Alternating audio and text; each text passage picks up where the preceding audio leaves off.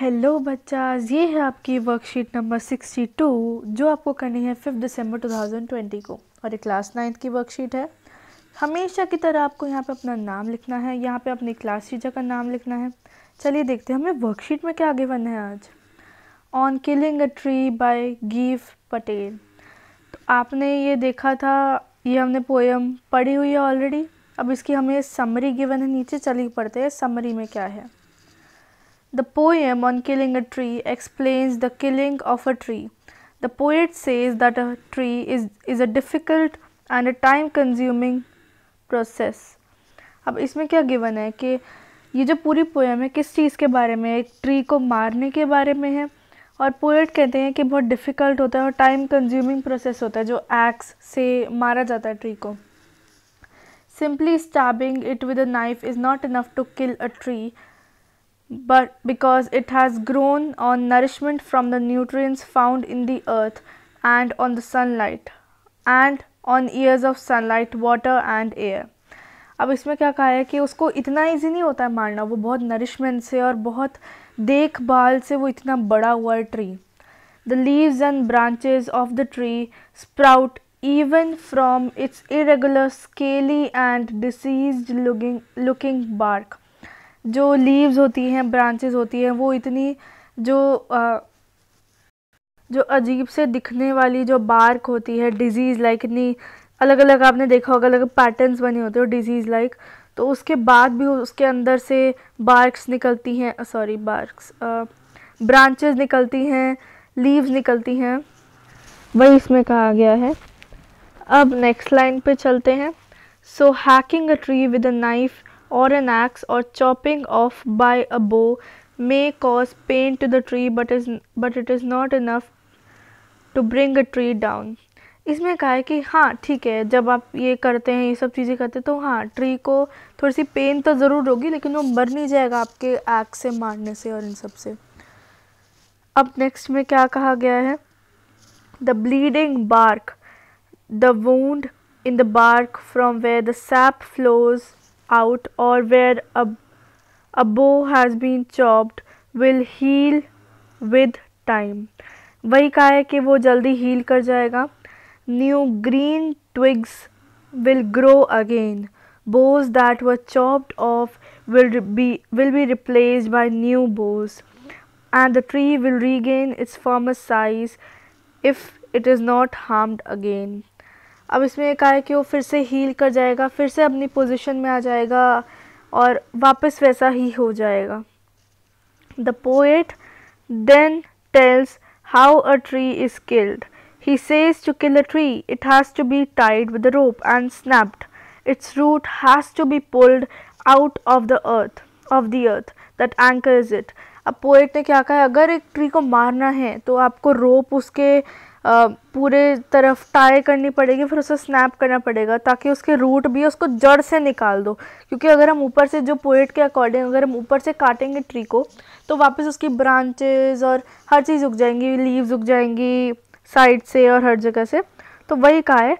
और प्लस ये वाली जो लाइन थी, ब्लीडिंग बार्क आपने देखा होगा, जब भी किसी हम ट्री को या कोई भी ऐसे, फॉर इंस्टेंस अगर एक प्लांट की लीफ भी होती है, अगर हम उसे काटते हैं तो वाइट फ्लूइड निकलता है, कुछ वाइट सा कुछ निकलता है, उसे कहा है, उसे हम सैप कहते हैं, इंग्लिश में उसे कहा जाता है सैप। ठीक है, तो वही वाइट लिक्विड उसको दिखाया गया, ब्लीडिंग की, ब्लड के उसमें दिखाया गया वाइट लिक्विड को, जो ट्री के अंदर से निकलता है जब वो उसको हम काटते हैं। तो पोएट ने यही कहा कि उसको सीधा जड़ से ही मारो अगर मारना ही है तो। Once the center, the life source, the root is exposed, the tree becomes weak. The source is described as white and wet, probably referring to tree sap, which is a white liquid. Then if the tree is exposed to the sun and air, this life source will be dried up. Slowly it will start becoming brown, with all the softness fading out. With time it will wither, become dry and bend out of shape, leaving a corpse where a tree used to be. In short, the exposure will leave the root vulnerable to all the impacts of weather, which will ultimately weaken the tree and kill it. अब इसमें क्या कहा है कि अगर हम tree को जड़ से मारते हैं तो वो सारे वेदर को एक्सपोज हो जाएगी, उसकी रूट और पूरी हो जाएगी, और धीरे धीरे कैसे वो मरेगा तो उसमें सारा यहाँ पे डिस्क्रिप्शन उसका गिवन है कैसे मरेगा, कि वो सन एयर को एक्सपोज होगा, ड्राई हो जाएगा, फिर ब्राउन हो जाएगा और उसकी सॉफ्टनेस सारी चली जाएगी, फिर वो ड्राई होके शेप अपनी बदल देगा और कॉर्प्स होता है जब कोई मर जाता है व्यक्ति, हम जैसे व्यक्ति भी कोई मर जाता है या कोई ऑर्गेनिज्म मरता है तो वो जो रिमेन्स छोड़ता है वो कॉर्प्स कहते हैं उसे। अब हम नीचे चलते हैं। अब इसमें हमें ना एक एक्सट्रैक्ट गिवन है। ये एक्सट्रैक्ट क्या होता है, कोई भी पोयम से कोई भी स्टैंजा उठा के डाल दिया तो उसे एक्सट्रैक्ट कहते हैं। अब चलिए देखते हैं एक्सट्रैक्ट में क्या है। So hack and chop but this alone won't do it, not so much pain will do it, the bleeding bark will heal and from close to the ground will raise curled green twigs, miniature boughs, which if unchecked will expand again to former size। अब जो इसमें पूरा हमें पूरी summary बताई थी वही same चीज़ नीचे इसी में बताई गई है कि अगर हम उसको एक्स से उसको चॉप करने लगे, उसको काटने लगे बीच में से, तो ये नई ट्री को मारेगा, पेन मिलेगी लेकिन वो वापस हील हो जाएगा, और जो ग्राउंड के पास बहुत सारे ट्विग्स उगने शुरू हो जाएंगे, ब्रांचेस आ जाएंगी, वापस लीव्स आ जाएंगी, मिनिएचर बोज जो होंगे वो आ जाएंगे, और अगर वो अनचेक्ड रहा, वापस उसे नहीं काटा गया तो वापस अपने फॉर्मर साइज़ जो पहले उसका साइज़ था उसी पे आ जाएगा। तो चलिए अब देखते हैं नीचे का गिवन है। अब हमें इस एक्सट्रैक्ट से इन क्वेश्चंस को आंसर करना है। Let's see what are the questions. But this alone won't do it, here the word this refers to. अब हमने ऊपर देखा था दिस क्या है, हैकिंग एंड चॉपिंग। ये देखिए मैं आपको पैराग्राफ में भी दिखा देती हूँ। So hack and chop but this won't do it, है ना, इसलिए इसका आंसर है hacking and chopping. The literary device used in the bleeding bark will heal is. अब इसमें आप एक बार खुद सोचिए, हमने पढ़े हुए ये लिटरेरी डिवाइसेस, अब इस पर आप इधर देखिए बी रिपीट हो रहा है और बी रिपीट हो रहा है, तो आप खुद गेस करिए कौन सा होगा ये। Yes, alliteration, second option.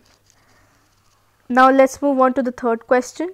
The stanza suggests us that a tree can grow again even after it is cut. Trees will be everywhere if not cut. Trees do not feel pain. Miniature trees can be grown from the main tree. इसमें हमें बताया tree can grow again even after it is cut. Bleeding bark means, अब bleeding bark का मतलब क्या है, blood coming out of the tree, water coming out of the tree bark, juice coming out of the tree bark, sap coming out of the tree bark. मैंने आपको बताया था SAP क्या होता है, वाइट लिक्विड जो हमने देखा हुआ है, तो इसलिए इसका आंसर क्या होगा, fourth option. Now last question. The twigs are curled because, अब ट्विग्स क्यों कर्ल्ड है, because they are close to the ground. Very good. अभी लास्ट जो हमेशा हमें गिवन होता है, COVID appropriate behaviour, wash your hands with soap and water regularly.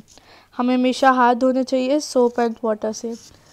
अब ये आपकी वर्कशीट थी, आई होप आपको अच्छे से समझ आ गई होगी ये वर्कशीट, और आप आराम से क्वेश्चंस अपने आप कर पाएंगे। अगर आपको ये वर्कशीट, अगर आपको एक्सप्लेनेशन अच्छी लगी और आपको अच्छे समझ आया तो लाइक कर दीजिएगा और कमेंट कर दीजिएगा। बेटा मुझे बहुत मोटिवेशन मिलती है इस चीज़ से, मेरा और भी मन करता है बनाने का। और सब्सक्राइब कर दीजिएगा ताकि आपको जैसी मैं वर्कशीट डालूँ उसी टाइम आपको नोटिफिकेशन मिल जाए और आप उसी टाइम कर ले काम। जब सब्सक्राइब करेंगे तो राइट साइड पे ऑल नोटिफिकेशंस ऑन कर लीजिएगा। Thank you so much for watching this video.